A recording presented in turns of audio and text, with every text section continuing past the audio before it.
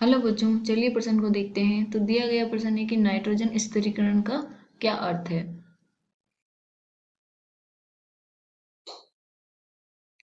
इसमें हमें विकल्प ए दे रखा है कि नाइट्रोजन की ऑक्सीजन के साथ क्रिया। बी है मुक्त वायुमंडलीय नाइट्रोजन का नाइट्रोजन यौगिक में परिवर्तन।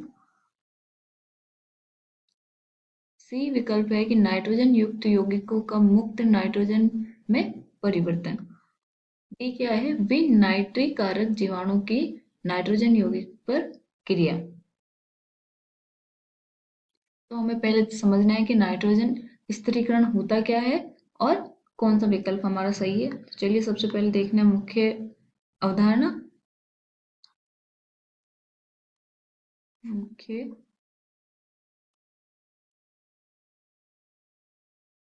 अवधारणा तो वो क्या हो जाएगी, डाई नाइट्रोजन के गुण। डाई तो हमें पता होना चाहिए कि हमारे डाई नाइट्रोजन के गुण क्या क्या होते हैं और डाई नाइट्रोजन से बनने वाले यौगिकों के बारे में। ठीक है, तो चलिए क्वेश्चन देखते हैं।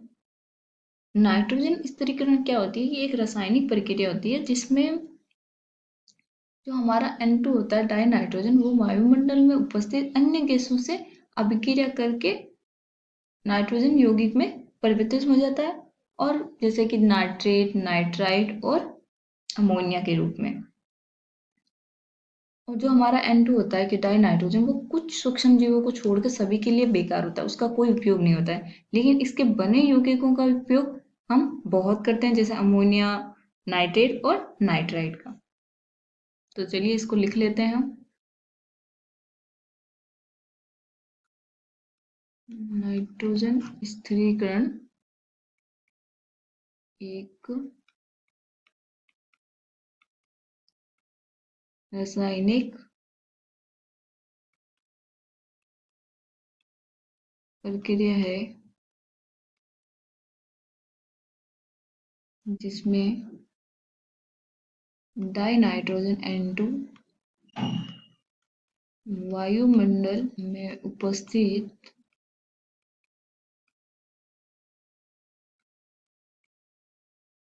अन्य गैसों के साथ अभिक्रिया कर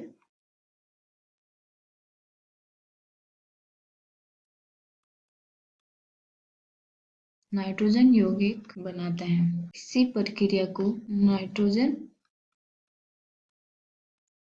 स्थिरीकरण कहते हैं। इसमें क्या होता है कि जो हमारा डाई नाइट्रोजन है, वो क्या करता है कि वायुमंडल में उपस्थित ऑक्सीजन से अभिक्रिया करके NO2 या NO3 बनाता है, और N2 क्या करेगा, जो हाइड्रोजन गैस है उसके साथ अभिक्रिया करके क्या बना सकता है, हमारा NH3 अमोनिया।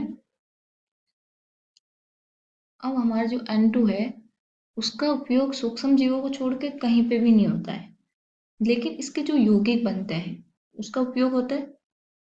तो वो भी मैं लिख देती हूँ, N2 सूक्ष्म जीवों को छोड़कर सभी के लिए बेकार है, लेकिन के यौगिकों बहुत उपयोग है। तो अब चलते हैं हमारे विकल्प पे। तो पहला विकल्प क्या है कि नाइट्रोजन की ऑक्सीजन के साथ क्रिया। तो हाँ, ये सही है, लेकिन वो हाइड्रोजन के साथ क्या अभिक्रिया करता है। तो हमारा जो पहला विकल्प है वो पूर्ण रूप से सही नहीं है। जो बी विकल्प है वो क्या है, मुक्त वायुमंडलीय नाइट्रोजन का नाइट्रोजन यौगिक में परिवर्तन। तो मुक्त वायुमंडल में मैंने बोला था, वायुमंडल हमने यहाँ पे लिखा था, उसमें अन्य गैसों के साथ अभिक्रिया करता है तो नाइट्रोजन के यौगिक में परिवर्तन, जैसे नाइट्राइड, नाइट्रो, अमोनिया, उनमें परिवर्तन। तो हमारा जो बी है विकल्प वो क्या है, सही है। सी नाइट्रोजन युक्त यौगिकों में मुक्त नाइट्रोजन में परिवर्तन नहीं होता है, जो N2 है वो N में परिवर्तन नहीं होता है उसका। और डी विकल्प है विनाइट्रिक कारक जीवाणु की नाइट्रोजन यौगिक पर क्रिया। ये भी हमारा विकल्प सही नहीं है, तो हमारा जो बी विकल्प है वो सही है। आशा करती हूँ आपको समझ में आया होगा। धन्यवाद।